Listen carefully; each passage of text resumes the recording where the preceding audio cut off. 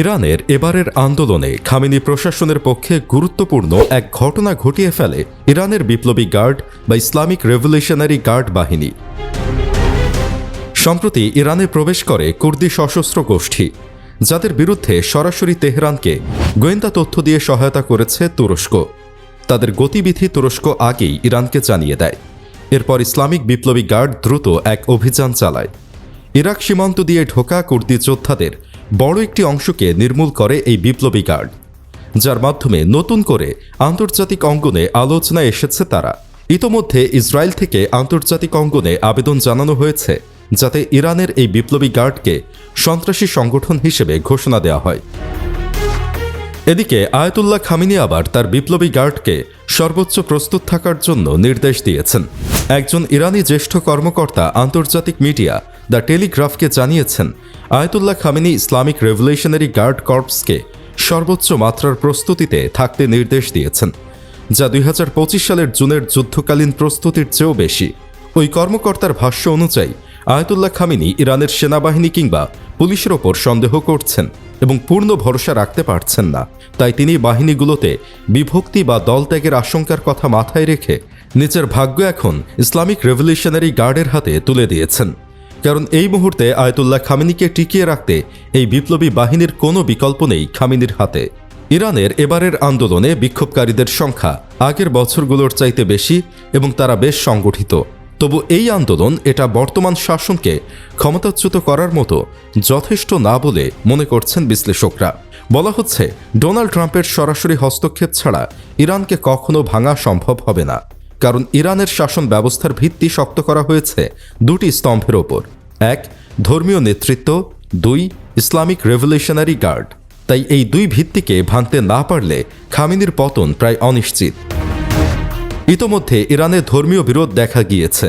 বিক্ষোভকারীরা মসজিদ পুড়িয়েছে এবং পতাকা বদলেছে। এজন্যই আয়াতুল্লাহ আল খামেনি ইরানের পুলিশ বা নিয়মিত সেনাবাহিনীর চেয়ে বিপ্লবী গার্ডকে বেশি ভরসা করছে। কারণ এই বাহিনী আদর্শিকভাবে কঠোর, সংগঠিত এবং শাসন ব্যবস্থার অস্তিত্বের সঙ্গে সরাসরি জড়িত। যদি সত্যি ইরানে খামেনি শাসন ব্যবস্থার পতন ঘটাতে হয়, তাহলে দরকার হবে বিপ্লবী গার্ডের ভেতরে আগে দলত্যাগ, বিদ্রোহ বা আনুগত্য ভাঙা। এখন প্রশ্ন জাগতেই পারে, ইরান কি আসলে খামেনি চালায়, নাকি এর পেছনে কাজ করে এই ইসলামিক রেভলিউশনারি গার্ডও? আর কারা এই বিপ্লবী গার্ড বাহিনী? ইরানের ইসলামিক রেভলিউশনারি গার্ড মূলত একটি সামরিক, রাজনৈতিক ও অর্থনৈতিক শক্তি।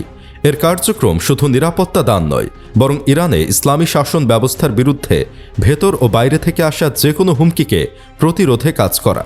1979 সালে ইরানে ইসলামিক বিপ্লবের পর এই বাহিনীটি প্রতিষ্ঠা করা হয়েছিল। এই বাহিনীর মূল কাজ ছিল ইসলামী শাসন কাঠামোকে সুরক্ষা দেওয়া। তারা সরাসরি আয়াতুল্লাহ খামেনিকে জবাবদিহি করতে বাধ্য। এই শাখা ইরানের প্রতিরক্ষা, বৈদেশিক অভিযানের পাশাপাশি আঞ্চলিক প্রভাব বিস্তারেও কেন্দ্রীয় ভূমিকা পালন করে থাকে। এটি এতদিন ধরে দেশটির নিয়মিত সামরিক বাহিনীর বিকল্প হিসেবে কাজ করে আসছে। প্রথমে ইসলামিক রেভলিউশনারি গার্ড হওয়ার কথা ছিল একটি একক মিলিশিয়া ব্রিগেড, কিন্তু পরে এই বাহিনী একটি ব্যাপক বড় সংগঠনে পরিণত হয়। এই বিপ্লবী গার্ড কোনো অংশে সেনাবাহিনীর চেয়ে কম নয়। তাদের নিজস্ব স্থল, নৌ ও বিমান বাহিনী আছে এবং এর আধুনিক সদস্য প্রায় 2 লাখের মতো। এমনকি ইরানের সেনাবাহিনীর হাতে যেসব দায়িত্ব নেই, সেগুলো আছে এই বিপ্লবী গার্ডের হাতে। ইরানের ব্যালিস্টিক ক্ষেপণাস্ত্র ও পরমাণু কর্মসূচি পরিচালনাও করে এই ইসলামিক বিপ্লবী গার্ড। একই সঙ্গে এর আছে ব্যাপক ব্যবসায়িক সাম্রাজ্য এবং প্রতিরক্ষা, প্রকৌশল ও নির্মাণসহ বিভিন্ন খাতে তারা অনেক কোম্পানির মালিক। ফলে এরা দেশটির অর্থনীতির অন্যতম নিয়ন্ত্রক। যুক্তরাষ্ট্রের মতে মধ্যপ্রাচ্যের দেশগুলোর মধ্যে ইরানের হাতেই সবচেয়ে বেশি ব্যালিস্টিক ক্ষেপণাস্ত্র রয়েছে। এছাড়া বাসিস প্রতিরোধ বাহিনী নামের আধা সামরিক বাহিনীকেও নিয়ন্ত্রণ করে এই ইসলামিক বিপ্লবী গার্ড। বলা হচ্ছে, গত কয়েক বছর ধরে ব্যাপক সরকার বিরোধী আন্দোলন দমন করতে তারাই মূলত কাজ করেছে। এবারও তার ব্যতিক্রম হবে না। এই বিপ্লবী গার্ডের একটি বৈদেশিক কার্যক্রম বিভাগ রয়েছে, যার নাম কুদস জেরুজালেম বাহিনী।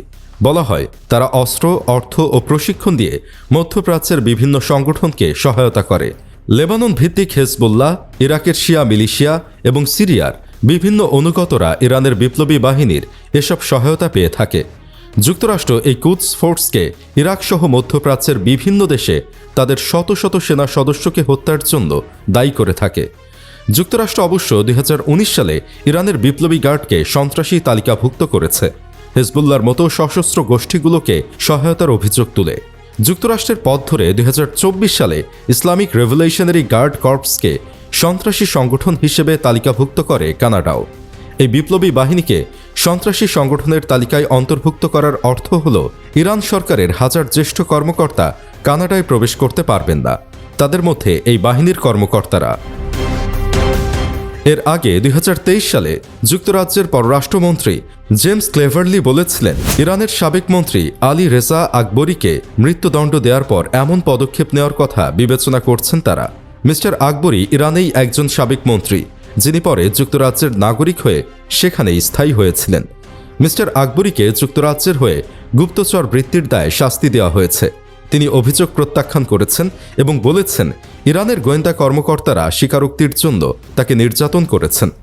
অপরদিকে জার্মান পররাষ্ট্রমন্ত্রী ও ইউরোপীয় ইউনিয়নের প্রেসিডেন্ট সে সময় ইউরোপীয় ইউনিয়নের কাছে অনুরোধ করেন যাতে করে ইরানি সংস্থাটিকে সন্ত্রাসী তালিকায় ফেলা হয়।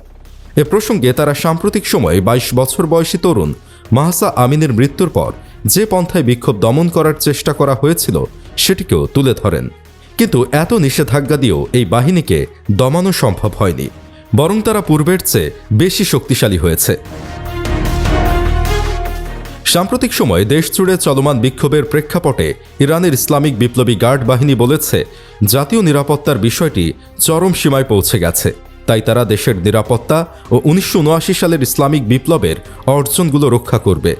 এই বাহিনীর অভিযোগ, 2 রাত ধরে সন্ত্রাসীরা সামরিক ও আইনশৃঙ্খলা সংস্থার ঘাঁটিতে হামলা চালাচ্ছে, সাধারণ নাগরিক ও নিরাপত্তা কর্মীদের হত্যা করছে এবং সম্পত্তি জ্বালিয়ে দিচ্ছে। এক বিবৃতিতে তারা নিরাপত্তা ইস্যুকে রেড লাইন হিসেবে ঘোষণা করেছে। এদিকে ইরানের সেনাবাহিনী বলছে, তারাও জাতীয় স্বার্থ, দেশের কৌশলগত অবকাঠামো ও জনসম্পত্তি রক্ষা করবে এবং সুরক্ষা দেবে। 2026-এর শুরু থেকে 2 সপ্তাহ ধরে ইরানের বিভিন্ন শহরে ছড়িয়ে পড়ে বিক্ষোভ। শুরুতে তীব্র মূল্যস্ফীতি ও জীবনযাত্রার ব্যয় বৃদ্ধির প্রতিবাদে আন্দোলন শুরু হলেও দ্রুত তা রাজনৈতিক রূপ নেয়। বিক্ষোভকারীরা ধর্মীয় শাসনের অবসান দাবি করা শুরু করে। রাষ্ট্রীয় গণমাধ্যমের খবরে বলা হয়েছে, তেহরানের পশ্চিমে কারাচ শহরে একটি পৌর ভবনে আগুন দেওয়া হয়েছে। এই ঘটনার জন্য দাঙ্গাকারীদের দায়ী করা হয়েছে। একই সঙ্গে সিরাজ, কোম ও হামেদন শহরে নিহত নিরাপত্তা বাহিনীর সদস্যদের জানাজার দৃশ্য প্রচার করা হয়েছে। মানবাধিকার সংগঠনগুলোর তথ্যমতে বিক্ষোভে এখন পর্যন্ত শত শত মানুষ নিহত হয়েছেন এবং প্রায় 2500 জনকে গ্রেপ্তার করা হয়েছে।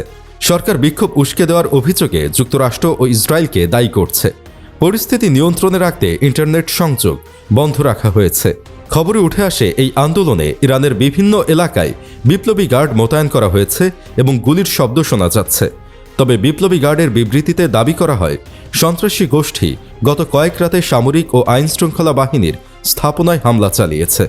এতে কয়েকজন নাগরিক ও নিরাপত্তা কর্মী নিহত হয়েছেন এবং সরকারি সম্পত্তিতে অগ্নিসংযোগ করা হয়েছে। রেভলিউশনারি গার্ডসের পাশাপাশি ইরানের সামরিক বাহিনী, যা সর্বোচ্চ নেতা আয়াতুল্লাহ আলী খামেনির সরাসরি কমান্ডে পরিচালিত হয়, ঘোষণা করেছে যে তারা জাতীয় স্বার্থ, কৌশলগত অবকাঠামো এবং জনগণের সম্পদকে রক্ষা করবে।